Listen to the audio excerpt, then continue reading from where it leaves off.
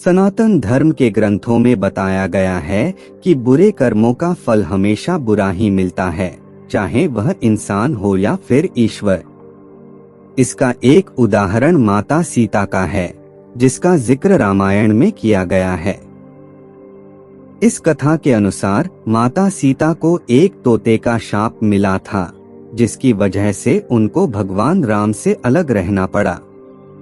पहले माता सीता को वनवास के दौरान रावण अपहरण कर लेता है और उसका वध करने के बाद माता सीता के साथ भगवान राम की अयोध्या में वापसी होती है।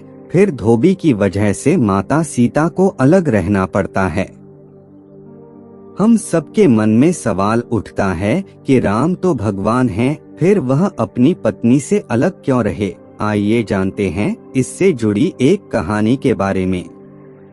कथा के अनुसार माता सीता बाल्यावस्था में अपनी सहेलियों के साथ बगीचे में खेल रही थीं।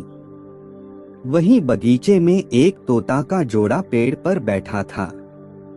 तोता का जोड़ा भगवान राम और माता सीता के बारे में बातें कह रहा था। उनकी बातों को सुनकर माता का ध्यान उन पर गया। मादा तोता बोल रही थी कि अयोध्या के राजकुमार राम काफी प्रतापी राजा होंगे, उनसे माता सीता का विवाह होगा। तोते के मुख से भावी पति का नाम सुनकर माता सीता अचंभित हो गईं।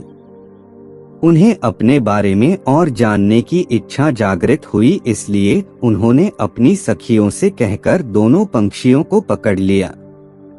फिर उन दोनों को पुचकारक पूछा कि भविष्य के बारे में इतना ज्ञान कहाँ से प्राप्त हुआ।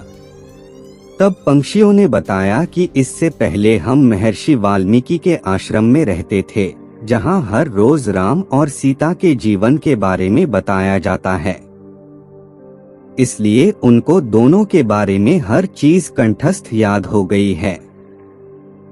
सीता जी ने पंछियों से कहा कि जिस जानक पुत्री सीता की तुम लोग बात कर रहे हो, वह मैं ही हूँ। मुझे मेरे और राम के बारे में और भी बातें जाननी हैं। तब नर तोता ने कहा कि हे सीता, आपका विवाह अयोध्या के राजा दशरथ के ज्येष्ठ पुत्र राम के साथ आपका विवाह होगा और आपकी जोड़ी तीनों लोकों में सबसे अद्भुत होगी। सीता जी सवाल पूछती रहीं और दोनों तोता जवाब देते रहे। सीता जी ने कहा कि जब तक मेरा विवाह नहीं हो जाता, तुम दोनों मेरे साथ राजमहल में रहोगे और तुम वहां सारी सुख सुविधाएं मिलेंगी। सीता जी की बात सुनकर तोता का जोड़ा घबरा गया। तब नर तोता ने कहा, हे जनक पुत्री, हम गगन के पंछी हैं, इसलिए पिंजरे में बंद रहकर हम जीवित नहीं रह पाएंगे, इसलिए हमको आजाद कर दीजिए। तोते ने इसके लिए बहुत याचना की। तब सीता जी ने नर तोते को छोड़ दिया, लेकिन मादा तोता को नहीं छोड़ा और कहा कि यह मेरे साथ रहेगी।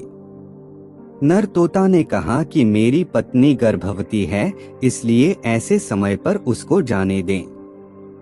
हम दोनों एक दूसरे का वियोग सहन नहीं कर सकते, इसलिए आप मेरी पत्नी को जाने दें। लेकिन सीता जी ने उसकी एक न सुनी। इस पर मादा तोता को बहुत गुस्सा आया और शाप दिया कि जिस तरह तुमने गर्भावस्था में मेरे पति से मुझको अलग कर दिया है, वैसे ही गर्भावस्था के दौरान तुमको भी पति वियोग सहना पड़ेगा। इतना कहते ही मादा तोता ने अपने प्राण त्याग दिए। मादा तोता के प्राण त्यागने के कुछ समय बाद नर तोता के पत्नी वियोग में प्राण चले गए। इससे माता सीता को बहुत दुख हुआ, लेकिन तब तक बहुत देर हो चुकी थी। बताया जाता है कि अगले जन्म में तोता वही धोबी था जिसने माता सीता के चरित्र पर उंगली उठाई थी, जिसके बाद भगवान राम ने सीता का गर्भावस्था के दौरान त्याग कर दिया। तब माता सीता महर्षि वाल्मीकि के आश्रम पहुंची और वहां उन्होंने लवकुश को जन्म दिया।